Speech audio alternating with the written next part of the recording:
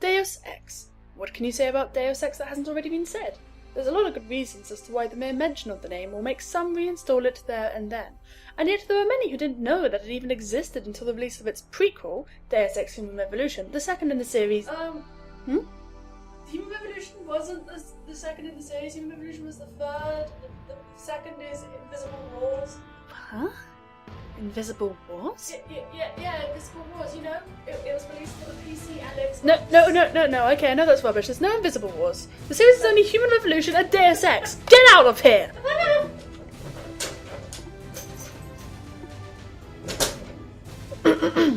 So, as I was saying, the game was a lesser-known gem for quite some time, unless you were in certain gaming circles. It got a lot of acclaim when it was first released, however, and was named the best PC game of all time in PC Gamer magazine's 2009 ranking. It was Game of the Year in multiple publications, and nominated for the position in several others.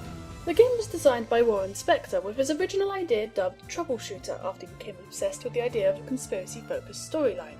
This was, in part, why the name Deus Ex was chosen for the game.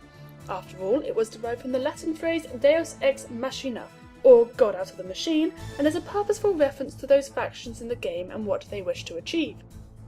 Ion Storm approached Spectre after he failed to get the original project off the ground at Origin and Looking Glass, and they essentially told him to make the game of his dreams, with no limits. And thank God that they did! Deus Ex is one of those games that holds a precious place in many gamers' hearts. The basic premise of the plot begins as such. You take the role of JC Denton, a nano-augmented agent who has just graduated from a training academy and is now a member of UNATCO, or the United Nations Anti-Terrorist Coalition. Immediately you are thrust into your first assignment. The National Secessionist Forces, or the NSF, have taken a shipment of a vaccine called Ambrosia, which cures a disease called the Great Death. They are also holding another UNATCO agent, Gunther Herman, captive. Your primary objective is to rescue the Ambrosia shipment, and your secondary one, if possible, is to also free Gunther Herman. The second is completely optional, however. From there you begin to unravel a series of conspiracies, and you must find some way to find the truth from underneath them all, as several factions stand in your way, or offer you your own part to play in them. What makes this premise especially enticing to the political nut is that it is all based on real-life conspiracy theories and political doctrines. Having a knowledge of the US political system or an understanding of global politics as a whole enhances the experience that the player has with the game.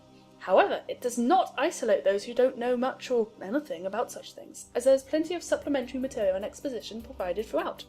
You can learn a lot about actual politics from the game, and that is admirable. Being able to choose what you do in a game is a common feature these days, but even now many developers leave choices up to a black-white morality system.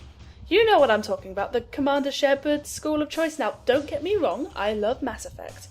But in those games, you're either the patron saint of all things good and noble, or a complete and utter arse of a being. In Deus Ex, it's much less simple than that. You can play any sort of character you like, stealth, guns blazing, a mixture, anything, and the choices you make at certain times will affect your outcome during your playthrough. One example is... Actually, let me put the spoiler tag up as always. Well, if you want to play the game, skip forward until it's done and you'll be safe. If you've played the game or have no interest in it, in which case, if it's the latter, shame on you, then just keep listening.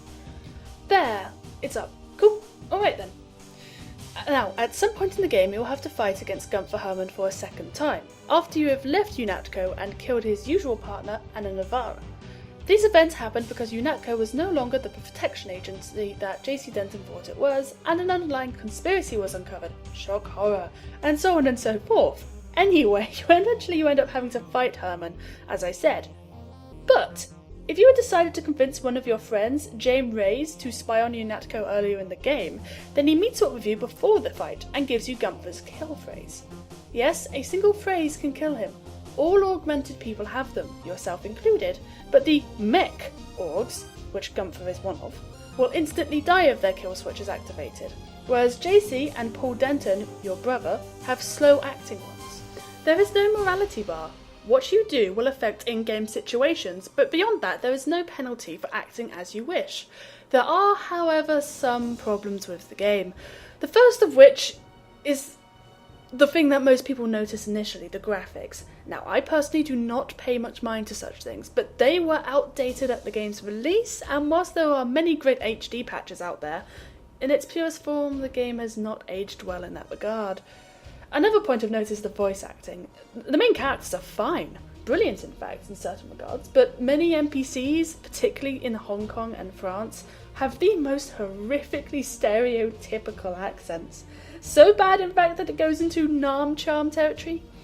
The enemy AI is iffy, sometimes very slow to notice you, and will lose track of you easily. It makes some fights easier than they likely should be. Despite all of that, the rest of the gameplay mechanics are fun and were clever for their time, and they add even more replayability to the game. Different augmentation upgrades assist you in different ways and allows you to form a different character every time. The music is also something of note, the main theme especially. Fun fact, Warren Spector hated it the first time he heard it, but as time went on he realised it was really fitting to the game. All of the music is incredibly catchy and fitting to the situation in fact, changing from standard to combat as you'd expect. In my eyes, it's one of those must-have OSTs. Honestly, the fact that they're MIDI files in-game is far from a detriment in my eyes. I actually prefer the main theme in MIDI form compared to the fully orchestrated version.